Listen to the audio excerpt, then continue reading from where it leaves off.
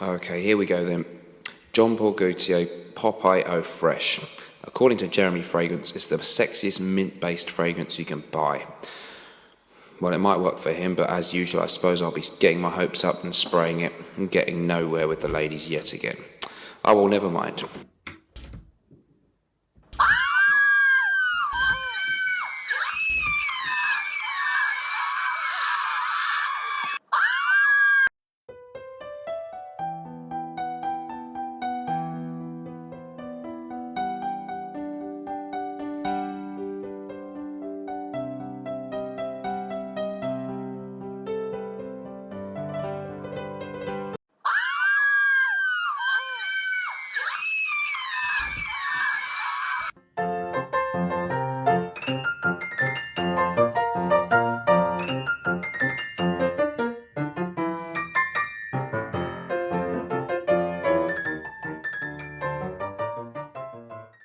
Fashion designer Jean Paul Gaultier, born in 1952, released his first fashion collection in 1976 and came to prominence in the 1980s with his irreverent style, leading to him being known as the enfant terrible of the French fashion world.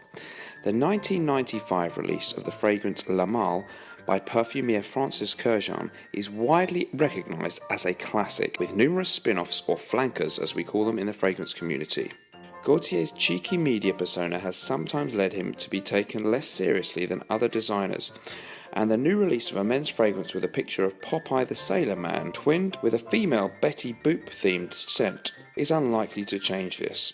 However, I wanted to make it clear that Jean Paul Gaultier continues to make a valuable and unique contribution to Western culture, and so here he is hard at work on the iconic TV show Eurotrash, bringing a little French sophistication to British homes. The boys ready? Yes.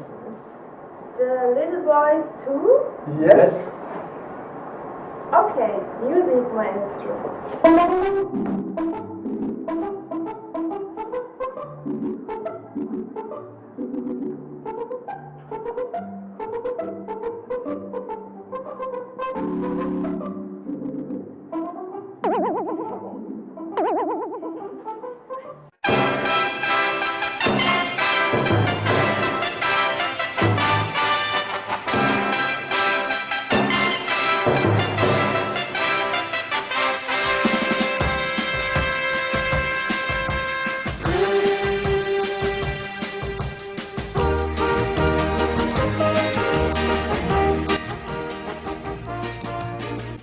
Okay, so the notes on Jean Paul Gaultier La Malle Popeye Eau Fraiche edition. Top notes: neroli, mint and aldehydes. The mid notes consist of sage and the sclarine molecule, which is made up of dry wood notes, clary sage, woods and ambrox, and the base notes on this one are made up of vanilla, tonka bean and sandalwood.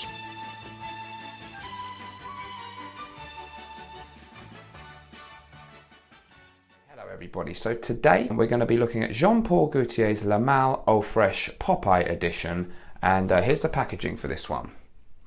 So it's got the typical Jean Paul Gaultier tin can kind of thing there with the picture of Popeye.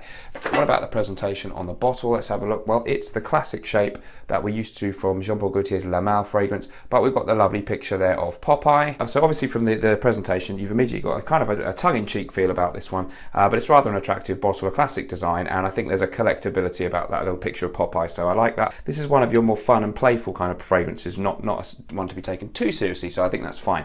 So let's see how the sprayer works. Very nice, good amount of juice comes out. How does it smell then? Okay, so the most notable things that I get out of this fragrance in the beginning and indeed throughout its life to some extent is mint and a kind of candy floss bubblegum kind of note.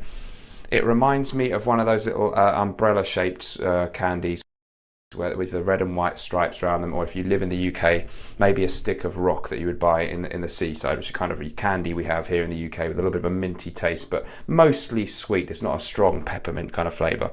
There's a little bit of La Malle in there, so it's definitely got the DNA of the original La Malle fragrance, but they freshened it up. Apparently there is some neroli in there as well, and I did see one person on Fragrantica mention that maybe neroli does have a slightly sweet or syrupy bubblegummy type of thing about it, and they did actually even mention Acqua di Parma Colonia Essenza, which indeed does have a slightly sweet feel.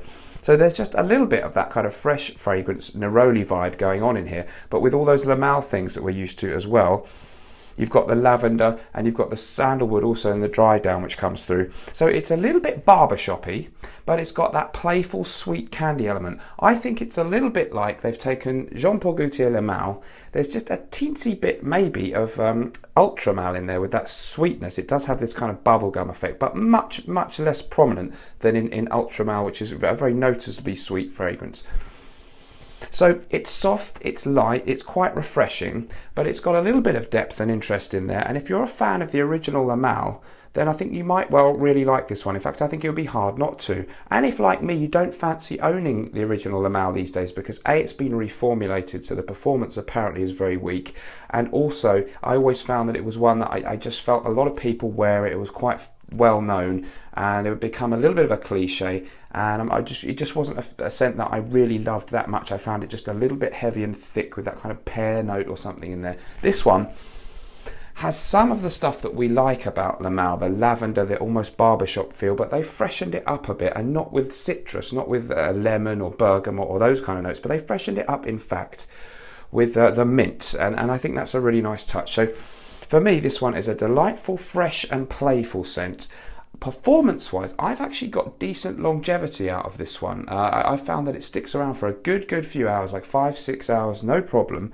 And I have no complaints on the performance on this one. I don't think projection is massive, but I think it's there.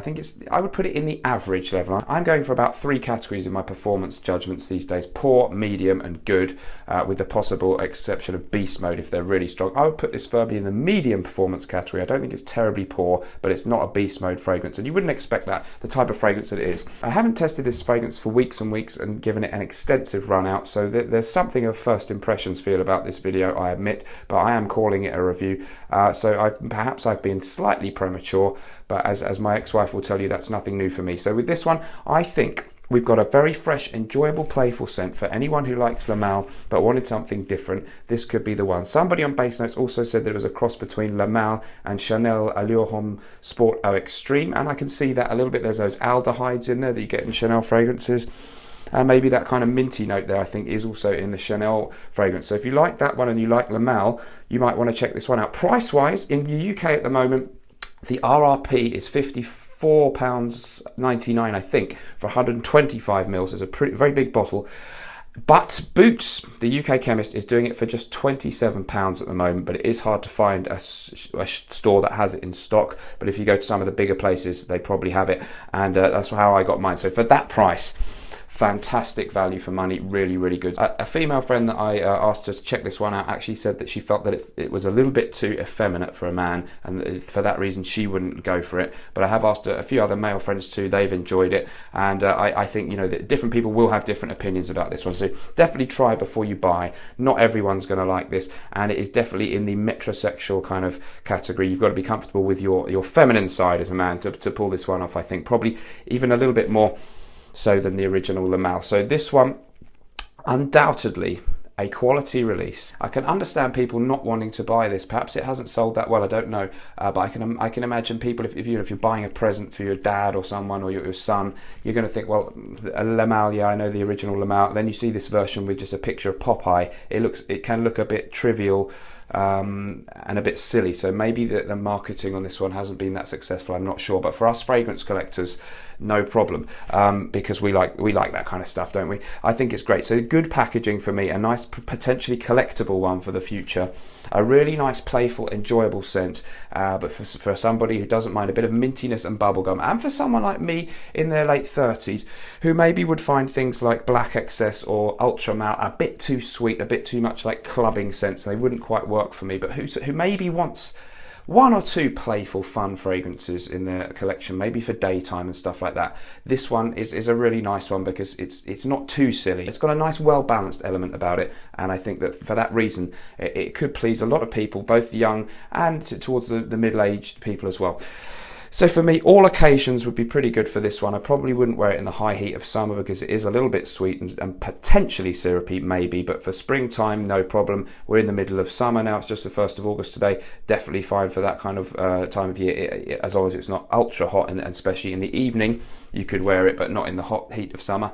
Autumn time, yes. Winter time, it might be getting a little bit weak. It's not super strong performing, but you know, you could pull this off certainly daytime in the winter. So a versatile, enjoyable, fresh, fun, playful scent. I would go for 7.5 out of 10 for Popeye La Malle Eau Fraiche. Well worth checking out. Let me know in the comments if you've got it and what you think about this.